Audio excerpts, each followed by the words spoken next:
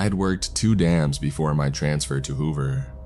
4 years at Glen Canyon, 2 at Flaming Gorge before that. So when the Bureau of Reclamation posted the opening for a structural integrity engineer at Hoover Dam, I figured I was overqualified for the bureaucracy and underqualified for the prestiges.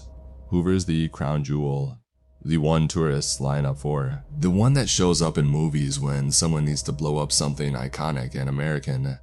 You don't just transfer to Hoover, you campaign for it.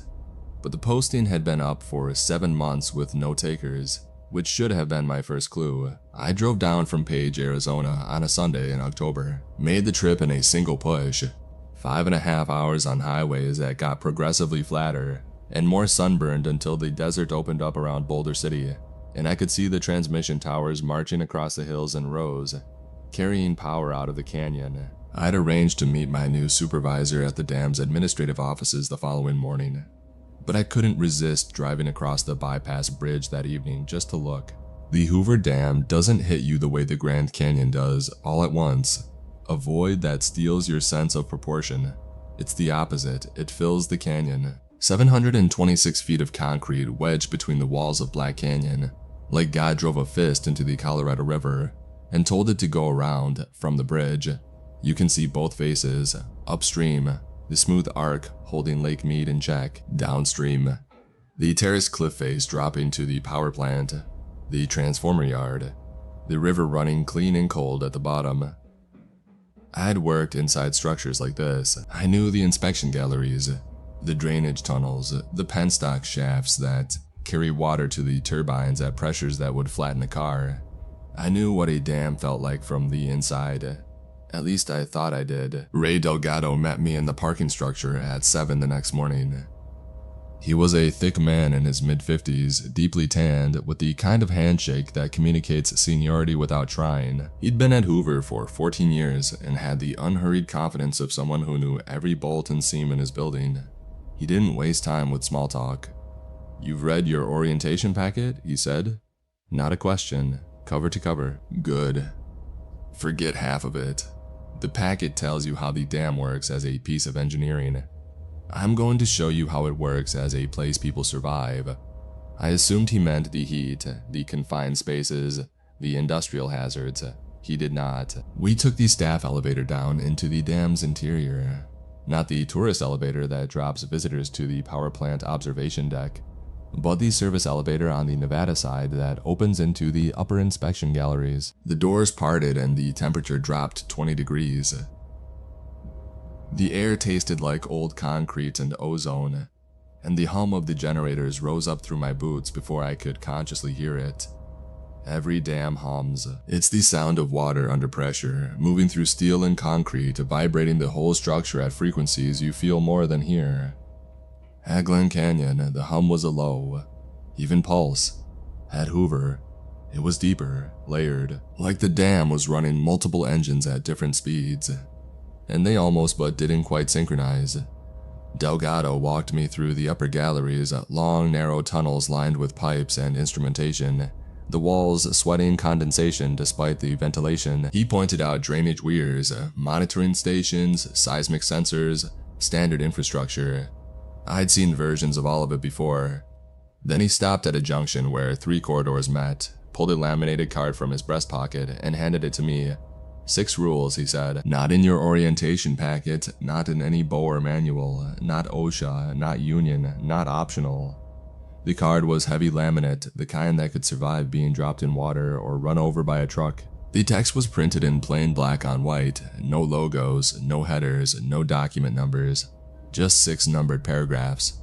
I read them standing in the junction of 3 inspection galleries 400 feet inside the largest concrete structure in the Western Hemisphere. Rule 1. If you must enter the Arizona Spillway Tunnel for any inspection or maintenance purpose, do so in a group of no fewer than 3. All members must maintain continuous physical contact with at least one other member for the duration of the tunnel walk. If contact is broken, re-establish it immediately. If it cannot be re-established, all members will exit the tunnel without searching for separated personnel. Rule 2. If you hear a sustained vibration or hum from any surface not connected to an active system, dry concrete, unpressurized pipe, sealed panel, non-load bearing wall. Place both palms flat against the surface and push firmly for 10 seconds.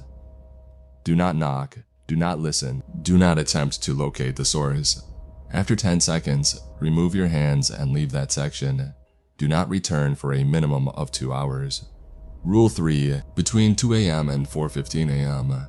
No personnel may observe the surface of Lake Mead directly from any exterior vantage point on the dam. Instrument readings, security camera feeds, and indirect observation are permitted. Direct line-of-sight observation of the water surface is prohibited during this window. Rule 4. If any generator unit displays a steady-state output frequency of exactly 60,000 Hz with zero fluctuation for longer than 90 seconds, initiate an immediate manual shutdown. Do not use the automated SCADA system. Walk to the unit. Use the physical kill switch. Your hand must make contact with the switch lever. Report to the shift supervisor after shutdown. Rule 5. Inspection Gallery C on the Nevada side terminates at a sealed access point marked USBR 1931. This point was closed during original construction and is not included in any active maintenance route. Do not unseal or open this access point. If you arrive at the terminal end of Gallery C and find the access point open, close it immediately. Do not look through the opening report, the time of discovery to the control room. Rule 6. In the event of a protocol sinker announcement, all personnel will proceed immediately to the main power plant floor. Remain within 20 feet of an active generator until the all clear is given. Surveillance monitors will stay active. Personnel are not to identify, contact, or render assistance to any figure observed on these monitors during the protocol. All on-site personnel will be accounted for on the power plant floor. The protocol will not exceed 12 minutes. Anyone on the power plant floor is real. Anything on the monitors is not. There are no exceptions to this accounting. I read the card twice, then I looked at Delgado. Is this hazing? No. Is this some unofficial union thing? Superstition from the old crews? No. Then what is it? Delgado took the card back, slid it into my breast pocket, and tapped it once with his finger. Keep this on you every shift. Every single one. You'll understand each rule when it matters. My job is to make sure you follow them before you understand them, because by the time you understand them, hesitation will get you killed. He said this with the same flat professionalism he'd used to point out the seismic sensors. Then he kept walking. I spent my first 2 weeks learning the operational side of Hoover Dam, the way I'd learned Glen Canyon and Flaming Gorge, by walking every accessible inch of it with a set of blueprints in one hand and a flashlight in the other. The dam is bigger than it looks from outside. The interior is a maze of galleries, shafts, tunnels, and chambers, some wide enough to drive a truck through, others barely shoulder width. The power plant alone is a cathedral of polished concrete and green-painted steel housing 17 massive generator units that convert the river's force into electricity for 3 states. Above it, the body of the dam contains miles of inspection galleries stacked in tiers, connected by stairwells and elevator shafts that bore straight through the concrete like mine shafts. I met the rest of the crew in those first weeks. Angela Torres, a senior mechanical technician who'd been at Hoover for 11 years, and moved through the galleries with the proprietary ease of someone who lived there. Kevin Brandt, 26, an electrician on his 2nd year, still young enough to make jokes about the rules but smart enough to follow them. There were about 40 operational staff on a given day, plus maintenance contractors and the occasional BOR inspector. At night, the crew dropped to 12. Angela was the one who told me about the last convergence. We were eating lunch on the downstream observation deck, looking out over the transformer yard, when I asked her why nobody ever seemed to talk about Rule 6. Rules 1 through 5 came up naturally in conversation. Someone would mention an inspection, and someone else would ask if they had 3 for the spillway, or a tech would report a gallery hum and everyone would nod and move on. But Rule 6 was never referenced, not by Delgado, not by the senior staff, not even as a joke. Angela set her sandwich down. Because it's happened, she said, 14 months ago. It lasted 9 minutes. She picked the sandwich back up. There are 4 people on this crew who were here for it. None of them talk about it. I don't either. You just did. I told you what happened, and that's different from talking about it. She looked at me the way Delgado had, measuring whether I was someone who needed to be warned or someone who needed to be managed. She apparently decided on warned. Follow the rules, Marcus. All 6, especially the one you think is bureaucratic nonsense. That night, I learned why Rule 3 exists. I was running a routine vibration check on the crest, the top of the dam, the road that used to carry Highway 93 before the bypass bridge was built. At night, the crest is closed to the public. It's just you and the dam, and the canyon, and on one side, Lake Mead stretches into the darkness like a black mirror. The sky over the desert is enormous, and the water catches starlight and city glow from the direction of Las Vegas and holds it in a way that makes the surface look almost luminous. I glanced at my watch. It was 2:11 a.m. I was looking straight at the water, not just glancing, studying it. The surface was perfectly still. No wind, no current visible, and something about the way the light sat on it had caught my attention. The reflection was wrong, not dramatically. The stars were in the right places. The glow on the horizon was correct, but the scale was off. The reflection looked deeper than the sky above it, as if the water's surface was a window into a space that extended farther than the atmosphere. I felt my weight shifting forward toward the upstream railing. Not a lean, a pull. Like the visual depth of the water had a physical gradient, and I was rolling down it. Delgado's hand closed on my shoulder from behind and pulled me back. I hadn't heard him approach. "Eyes on your feet," he said. I looked down. My toes were touching the base of the railing. I didn't remember walking to it. How long was I looking? Long enough. Come inside. We walked back to the elevator in silence. Inside descending, he said, "Last year, a contractor named Heller looked at the water at 3 in the morning. Nobody caught him. We found him at the railing 4 hours later, still staring. His eyes were open, but he wasn't blinking. Took 2 of us to pull him away." He went on. "Medical leave, came back after 2 weeks and resigned the same day." Delgado paused. He said the water wasn't reflecting the sky. He said it was reflecting somewhere else, and he could almost make out what was down there. I didn't look at Lake Mead at night again. Rule 2 found me the following week. I was running a moisture check in Gallery B, a mid-level inspection tunnel on the Arizona side. The gallery was dry, which was normal. The drainage systems in Hoover are efficient. I was recording readings from a set of embedded sensors when I heard it, a hum, low and steady, coming from the wall to my left. Not the generator hum that permeated the whole structure. This was localized.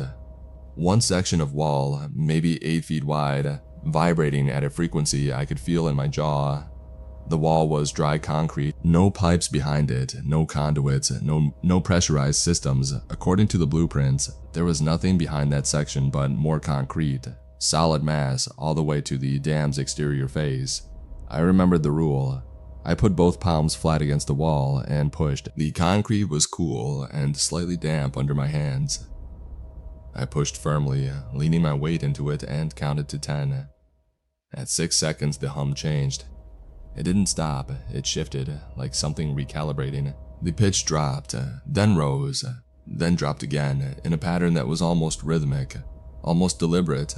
At 10 seconds, I let go and walked away. I did not go back for 3 hours, and when I did, the wall was silent. I mentioned it to Angela that afternoon. She nodded as if I'd told her the break room was out of coffee. "Happens 2-3 times a month," she said. "Different spots each time. Used to happen only in the lower galleries, now it's everywhere." I asked what caused it. "Nobody knows. The rule works. That's enough." It wasn't enough for me. But I was learning that at Hoover. Knowing how something worked and knowing how to survive it were 2 completely separate disciplines, and only one of them kept you alive. The Arizona Spillway Tunnel was next. The spillway tunnels are massive overflow channels designed to divert water around the dam if Lake Mead rises too high. They haven't been used since 1983, and the Arizona Tunnel sits dry and empty most of the year.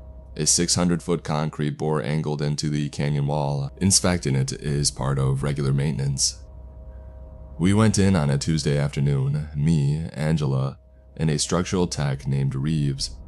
We linked arms at the tunnel entrance. I felt absurd doing it, 3 adults connected like a chain of kindergartners on a field trip. The tunnel was wide enough to drive a bus through, well lit by our headlamps, dry and utterly mundane. For the first 200 feet, then the sound changed. Not a hum, an absence. The acoustic signature of the tunnel shifted as if the walls had moved farther apart. Our footsteps echoed longer than they should have. I looked up and my headlamp beam seemed to scatter before it reached the ceiling, as if the air itself was thicker above us. Angela tightened her grip on my arm.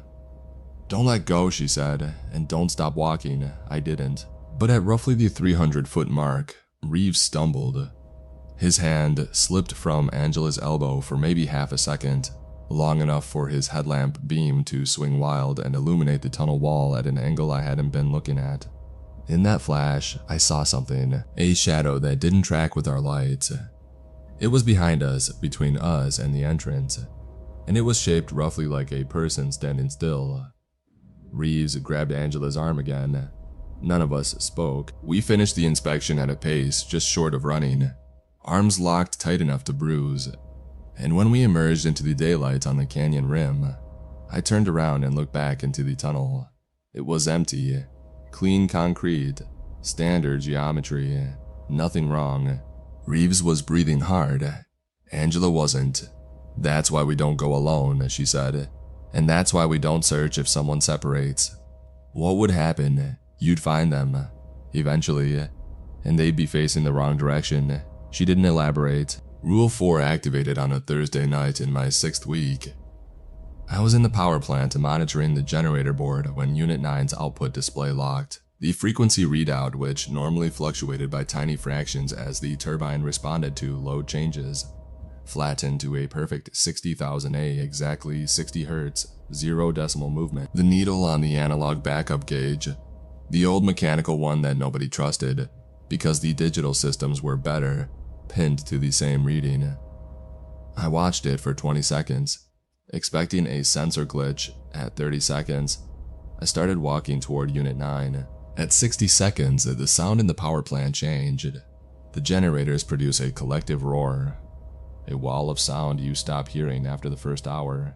But when Unit 9 locked, that roar developed a seam, a gap. Like one instrument in an orchestra had stopped playing its part and started playing something else. The same note, but from a different composition. At 90 seconds, I reached the kill switch. It was a red lever mounted on the unit's housing, mechanical, old-fashioned, the kind of thing you'd find on a machine from 1940. I grabbed it with my bare hand and pulled. The unit wound down with a descending whine. The gap in the generator roar closed.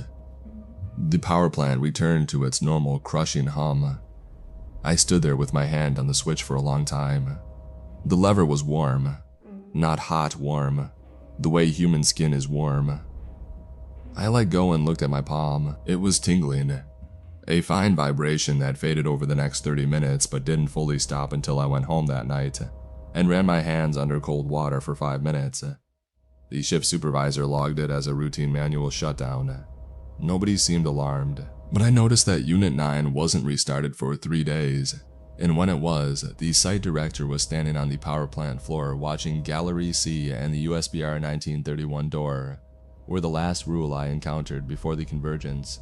I didn't go looking for it. I was assigned a routine inspection of all Nevada side galleries, and Gallery C was on the list. It was the deepest of the inspection tunnels on that side, running horizontally into the dam's mass at a level just above the power plant. The tunnel was narrow, barely wide enough for 2 people to pass, and it dead-ended after about 400 feet at a concrete wall. Set into that wall was a steel door, painted the same gray as the surrounding concrete, with a stenciled designation USBR 1931. The door was closed. I stood in front of it and felt nothing unusual. No hum, no temperature change, no sense of wrongness. It was just a door, but the concrete around it was different from the rest of the gallery, older. The aggregate mix was visibly coarser, the surface less finished, as if this section had been poured earlier than the surrounding walls and never resurfaced. The date on the door said 1931. The dam wasn't completed until 1936. This section had been built and sealed while the rest of the dam was still being constructed. Whatever space was behind this door had been deliberately excluded from the finished structure. I reported the door as sealed and moved on, but that night I pulled up the original construction blueprints from the digital archive. The 1931 date corresponded to the earliest phase of dam construction, the diversion tunnels and foundation work. Gallery C wasn't on any blueprint from that era. The door led to a space that, according to every official document, didn't exist. I asked Delgado about it the next morning. He looked at me for a long moment, then said, "That door has been part of the rules since before I started. It opens on its own. Sometimes we close it. We don't know what's behind it, and we're not supposed to find out. The rule exists because someone before us figured out that when that door is open, other things start happening faster." He paused. "You closed it. You didn't look inside. Good. Keep doing that." I almost pushed. I almost asked what things happen faster. But something in Delgado's face stopped me. Not fear, not secrecy. Exhaustion. The wariness of a man who had spent 14 years managing a situation he couldn't explain with tools he didn't fully understand, using rules he hadn't written. And the only evidence that any of it worked was that the dam was still standing and most of his people were still alive. The convergence happened on a Wednesday night in January, 3 months into my assignment. I was on the night shift, 12 to 8, with a crew of 11. Delgado was the shift supervisor. Angela was running turbine checks. Kevin was in the upper galleries doing sensor maintenance. The rest were distributed through the dam's interior on routine tasks.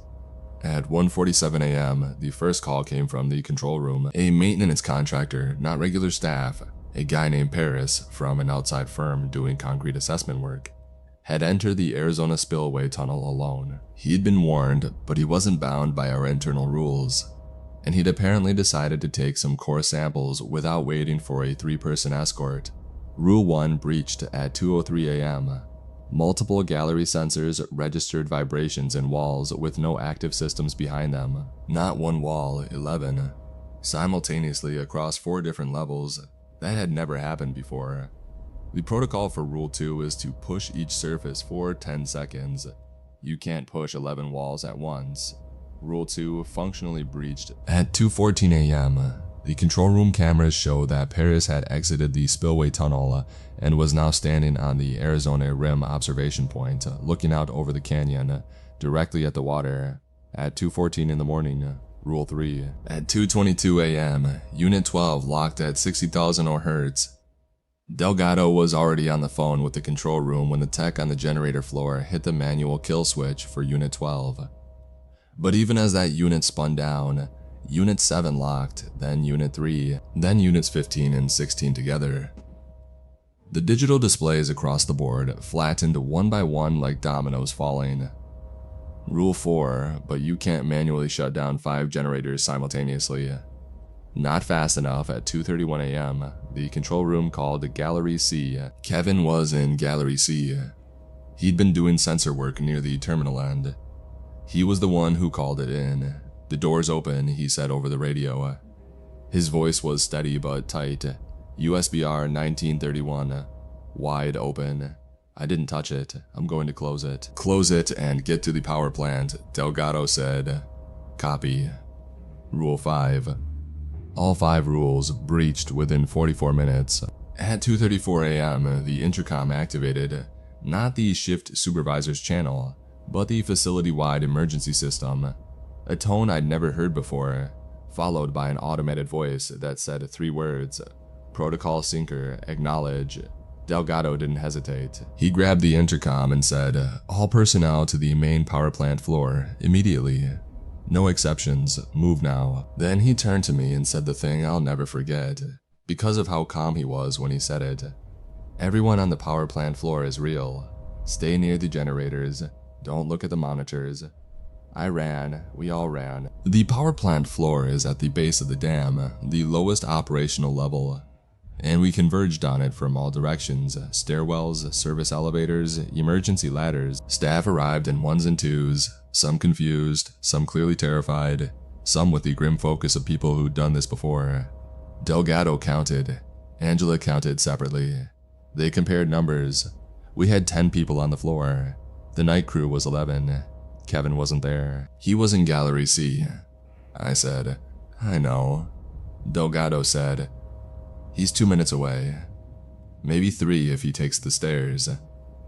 Delgado looked at his watch. Protocol started 90 seconds ago. He's either coming or he's not. Everyone stays on this floor. The generators were still running. Not all of them, not the ones that had locked, but enough. The surviving units filled the power plant with their roar. We clustered around units 4 and 10. The 2 that were running cleanest, the floor vibrated under our feet with the familiar 60 Hz pulse. 60 Hz fluctuating normally, alive, and then the dam shifted. I don't have a better word for it. The structure around us changed, not dramatically and not cinematically. It was subtle and total and wrong. The walls of the power plant didn't move, but the space between them felt different. Distances stretched. The ceiling, which I knew was 87 feet above the turbine floor, looked higher. The rows of generators, perfectly spaced, seemed irregularly arranged, as if someone had nudged each one a few degrees off its foundation. The light from the overhead fluorescents hit surfaces at angles that didn't match the geometry of the room. The hum changed. The generator roar was still there, but underneath it, filling the space the locked units had left empty, was a deeper sound, sub-audible. The kind of frequency you don't hear with your ears. You feel it in your sinuses, your chest, the base of your skull. It pulsed, slowly, rhythmically, like breath. Angela grabbed my arm. Don't move, she said. Don't talk. Watch the generators, only the generators. I watched the generators. The big green housings, the spinning mass of copper and steel beneath them. The river's force converted to electromagnetic rotation. The generators were solid, real, anchored around them. The power plant flexed and breathed, but the generators held. And then someone said, "That's Kevin." It was Reeves, pointing at a surveillance monitor mounted on the wall near the control station. The monitors were still active, 24 camera feeds cycling through the dam's interior, showing the inspection galleries, the elevator shafts, the spillway entrances. On camera 14, Gallery C, a figure was visible. It looked like Kevin. Same build, same high-vis vest, same way of moving, that slight leftward lean Kevin had when he walked. One shoulder perpetually higher than the other from an old climbing injury. The figure on the monitor was moving through Gallery C toward the exit, looking around, clearly trying to find his way out. "That's not Kevin." Delgado said. "It moves like Kevin." Reeves said, "Everyone on this floor is real. Everything on those monitors is not. That's the rule."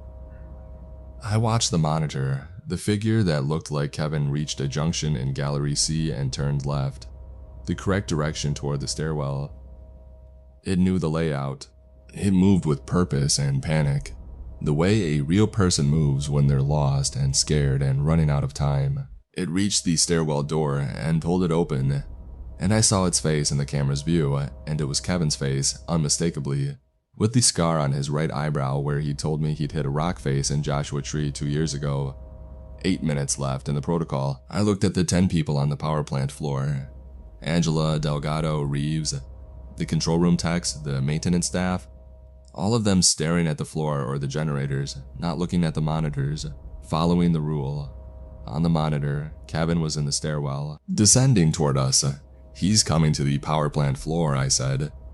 Delgado shook his head. "No, he's not. Whatever that is, it's not coming here. It never does. It just shows you someone you want to go find." 7 minutes left. I pulled the laminated card from my pocket and read Rule 6 one more time. Anyone on the power plant floor is real. Anything on the monitors is not. There are no exceptions to this accounting. I put the card away. Then I walked toward the power plant door. Angela said my name. Delgado said it louder.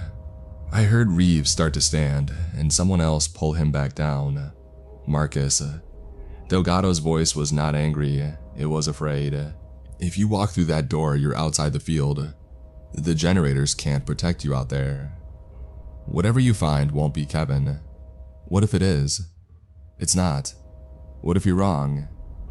He didn't answer. I pushed the door open and stepped into the corridor beyond the power plant. The dam was wrong. Not collapsed, not damaged, not destroyed, wrong. The corridor outside the power plant should have been a straight 30-foot passage leading to elevator shaft 3. Instead, it curved. Gently, almost imperceptibly. But my engineer's eye caught it immediately.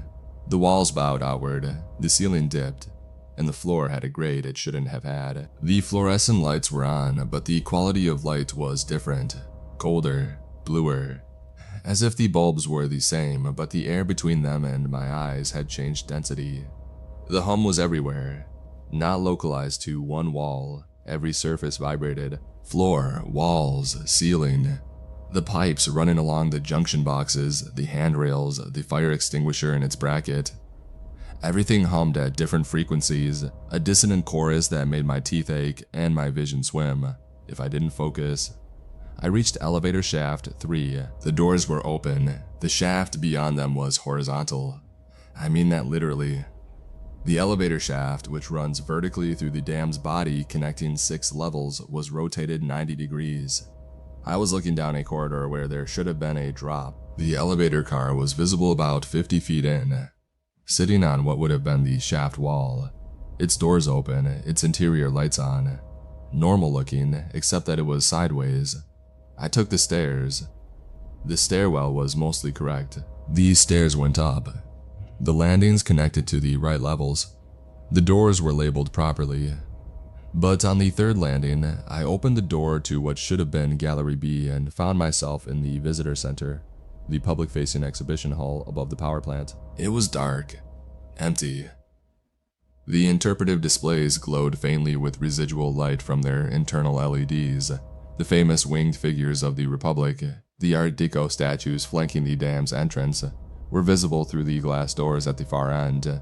They were facing inward. I'd seen them 100 times. They face outward, toward the lake. Now they faced the interior, as if watching for something coming from inside the dam. I closed the door and kept climbing. I navigated by structure, not by layout. The layout was lying, but by the bones of the dam itself.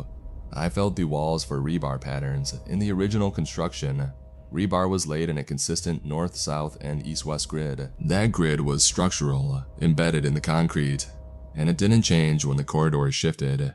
I pressed my palm flat against each wall and felt the faint ridges of the rebar beneath the surface, used the orientation to determine true north, and adjusted my path accordingly. The corridors lied. The concrete didn't. I found Gallery C 6 minutes into the protocol. Kevin was there. Real Kevin. Not on a monitor in the flesh, pressed against the wall opposite the USBR 1931 door. His palms flat against the concrete behind him, and his eyes open. The door was open. Wide open. Behind the door was darkness, but it wasn't empty darkness. It had depth, it had dimension, and it had sound, a rhythmic, mechanical pulse rising from somewhere far below. A sound so deep, it was more pressure than noise. I felt it in my sternum, in my wrists, in the roots of my teeth. It matched the generators, not the broken, locked generators above us, the running ones. The ones still online in the power plant. The pulse behind the 1931 door was synchronized with the turbine still spinning 200 feet below. Same frequency, same rhythm, same fundamental vibration. Something was generating power behind that door. Something that had been generating power since before the dam was built. "Marcus," Kevin said. His voice was raw. The door opened on its own. I tried to close it and it wouldn't move. Then everything shifted and I couldn't find the exit. I could hear the generators below me and I stayed near the sound because it felt right. He swallowed. "What's behind that door?" "I don't know. Help me close it." We pushed the door together. It resisted, not mechanically, not like a stuck hinge or a warped frame. It resisted the way a current resists a swimmer. Steady, impersonal pressure from the other side. Not trying to stop us, but not yielding easily. We leaned into it, both of us, and it moved. Inch by inch. The sound from behind it rose as the gap narrowed, the deep pulse intensifying, pushing through the shrinking opening like water through a closing valve. At 6 inches, I felt it in my hands. Not the door, through the door. The vibration on the other side reached through the steel and into my palms. For a moment, I understood the shape of the space behind the door, not visually, spatially. Through the vibration, I could feel the geometry of what was back there. A space that mirrored the dam, the same proportions, the same mass, the same arc. A structure identical to Hoover Dam, built into the rock behind it, generating power from a source I couldn't identify and feeding it into what? Not the grid, not any system I knew. Something older, something the dam had been built on top of, something the original engineers had found in the walls of Black Canyon in 1931 and decided to match rather than study. The door closed. The hum dropped, the galleries around us straightened, subtly like a lens coming into focus. Move, I said. Power plant now. We ran. The corridors were still wrong, but less wrong. The distortions easing, the stairwells reconnecting to the right floors. We hit the power plant door at what I later calculated was the 10-minute 40-second mark. 11 people on the floor, 10 who had stayed, 2 who came back. The all clear sounded 80 seconds later. A simple tone. The intercom voice. Protocol syncer, complete resume normal operations. The generators roared. The floor vibrated at 60 Hz, fluctuating normally. The walls were walls, the ceiling was the right height. The elevator shafts were vertical. Nobody spoke for a long time. The contractor, Paris, was found on the Arizona observation deck at dawn, sitting on a bench, staring at his hands. He didn't remember entering the spillway tunnel. He didn't remember looking at the water. He resigned the same day, and I heard later that he moved to Maine, as far from a dam as you can get in the continental United States without leaving it.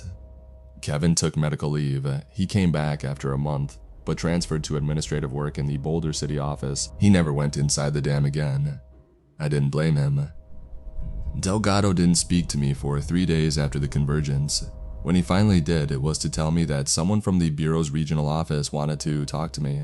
He said it the way you'd tell someone their test results were in.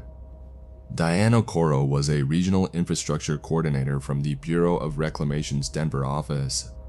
She was in her late 40s, precise, unhurried, and carried a briefcase that she never opened.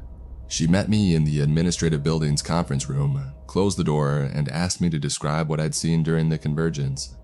I told her everything. The shifted corridors, the horizontal elevator shaft, the inverted statues, the rebar navigation, the 1931 door, and the sound behind it. She listened without interrupting. When I finished, she said, "You navigated by structural elements, not by layout. The layout was unreliable. The rebar grid wasn't. How did you know to do that? I'm a structural engineer. I know how dams are built. The rebar is embedded in the concrete. It can't shift without the entire dam cracking apart. And the dam wasn't cracking. The geometry was distorted, but the mass was intact. So I trusted the mass." She nodded slowly. "In the last convergence, 14 months ago, 2 people left the power plant floor. One followed the corridor layout. She was found 2 hours after the all clear in a section of gallery that doesn't appear on any blueprint, sitting in a room full of machinery she couldn't describe afterward. She'd walked less than 200 feet from the power plant door, but it took a search team 40 minutes to locate her. The other followed a pipe run. He made it to Gallery A and back in 6 minutes. And me?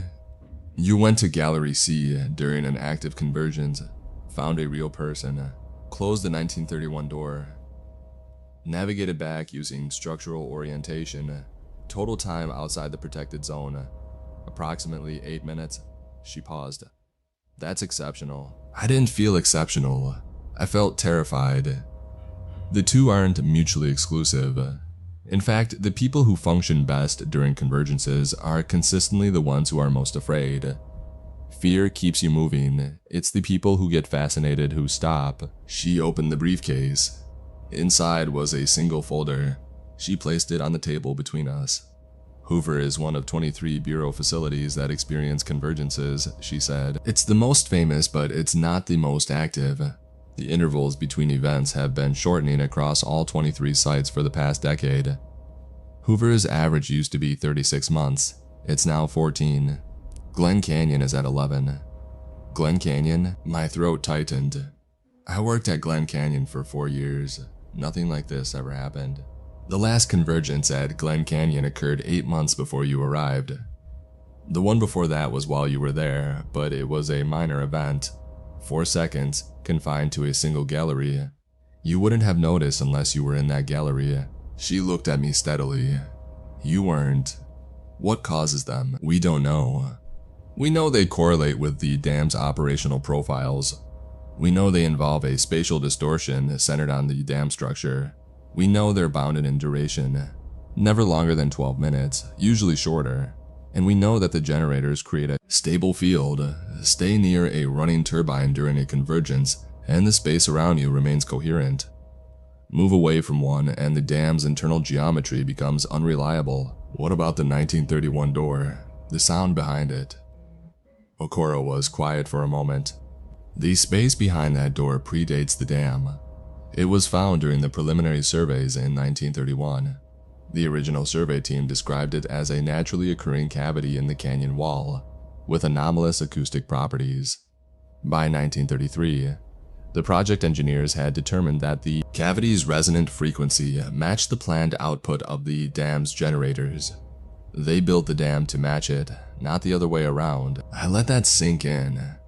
They found something in Black Canyon that vibrates at 60 Hz, and they built a 700-foot dam to harmonize with it. They built a dam that generates power at the same frequency as something that was already generating power in the canyon wall. Yes. Why? The official record says it was a favorable geological coincidence that improved the dam's structural resonance. The engineering notes from 1933 say something different. They say the cavity responded to the dam's construction. As the concrete was poured, the cavity's output increased. When the generators were first activated in 1936, the cavity's output matched them perfectly. It has stayed in sync ever since. And the convergences started in 1937.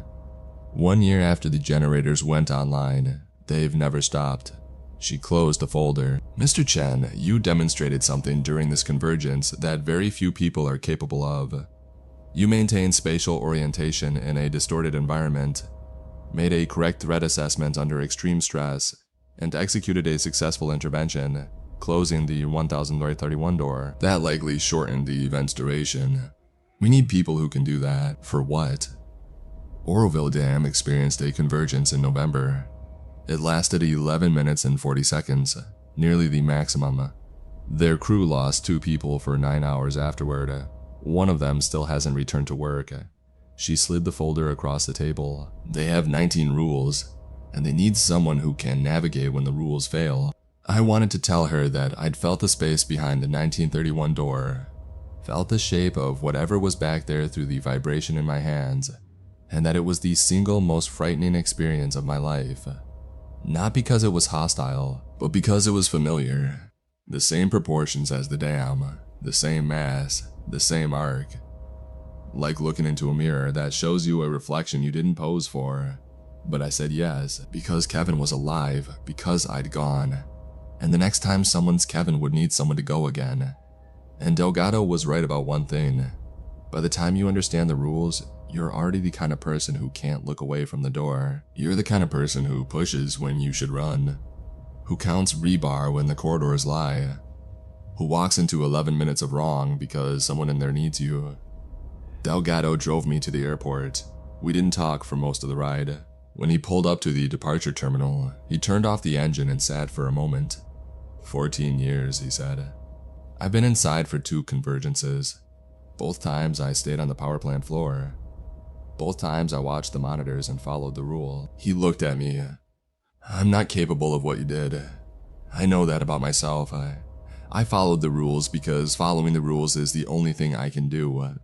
You broke Rule 6 on your first convergence and brought someone home. That's not courage, Marcus. That's something else. Something I don't have a word for. Stupidity. He almost smiled. Maybe, but it's the kind of stupidity they need at Oroville. I flew to Sacramento the next morning. The bureau put me up in a motel near the field office, and that evening a courier delivered a sealed envelope containing a laminated card, heavier than the one from Hoover. Both sides printed, small font. 19 rules for Oroville Dam. I read them all. Some were familiar, variations on Hoover's themes, adapted for Oroville's different geography and structure. Some were new and deeply unsettling. Rule 11 instructed personnel to ignore any fluctuation in the visible tree lines surrounding the reservoir. Rule 15 described a sound that could come from the main spillway. Not a hum, but a voice, speaking in a language no one has been able to identify. And the instruction was to respond in English with the phrase, "We are still here," and then leave the area. Rule 19 was 3 pages long and described a contingency for a convergence lasting longer than 12 minutes, which had never happened at Hoover, but had apparently happened at Oroville twice. I set the card on the nightstand and lay in the dark, listening to the ordinary sounds of a Sacramento suburb, traffic, a dog barking, someone's TV through the wall. Normal sounds in a normal world. But underneath them, if I was very still, I could feel it. Not hear it. Feel it.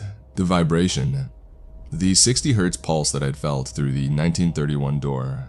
Through my palms, through the bones of my hands, it was faint. Barely there, but it was present. Rising through the foundation of the motel. Through the bed frame. Through the mattress. Into my spine. The same frequency as the Hoover generators. The same frequency as whatever was in the canyon wall. The same frequency as whatever Oroville had been built to match. I start in 3 weeks.